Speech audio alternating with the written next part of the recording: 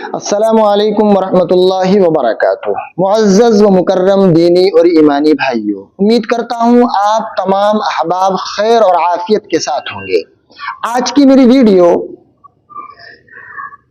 دنیا کے تمام حفاظ کرام کے لیے ہے، جو تمام کے تمام حفاظ تراویح کے اندر قرآن کریم سنتے ہیں یا سناتے ہیں۔ میری ان تمام حفاظ کرام سے ادباً درخواست ہے، قرآن کریم کے اندر اللہ تبارک و تعالیٰ نے قرآن کو پڑھنے کے متعلق ارشاد فرمایا ہے، وَرَتِّلِ الْقُرْآنَ تَرْتِيلًا۔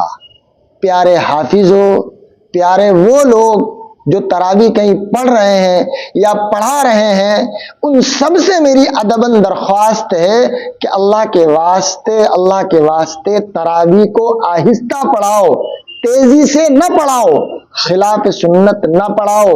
قراءت، رکوع، قوما، سجدہ، التحیات سکون کے ساتھ تمام کے تمام اللہ کے نبی صلی اللہ علیہ وسلم کے بتائے ہوئے طریقے پر ادا کرو، سنت کے مطابق ادا کرو۔ صرف 10 اور 15 اور زیادہ سے زیادہ 20 منٹ کی دیر ہوتی ہے۔ اس دیر میں آپ کوئی بہت بڑے امیر نہیں بن جاؤ گے، بہت کچھ نہیں کما لو گے۔ 10-15 منٹ بچا کر کے آپ کریں گے کیا؟ صرف 10-15 منٹ ہی تو زیادہ تیز پڑھنے میں قرآن دیری ہوتی ہے۔ آپ کے 10-15-20 منٹ کا ہی صرف نقصان ہوگا، لیکن آپ کو بہترین قرآن سننے کے لیے ملے گا۔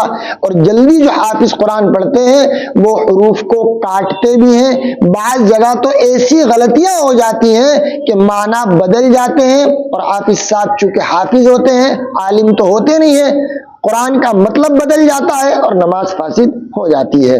10 منٹ بچانے کے لیے میرے پیارے ایمانی بھائیوں، حضور صلی اللہ علیہ وسلم کی بے شمار سنتوں کا جنازہ مت نکالیے۔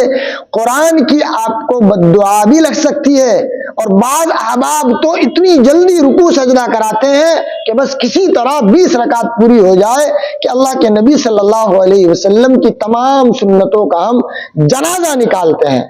نماز اگر قرآن کی طرح بددعا دے دے تو میرے بھائیوں ہمارا کیا حال ہوگا؟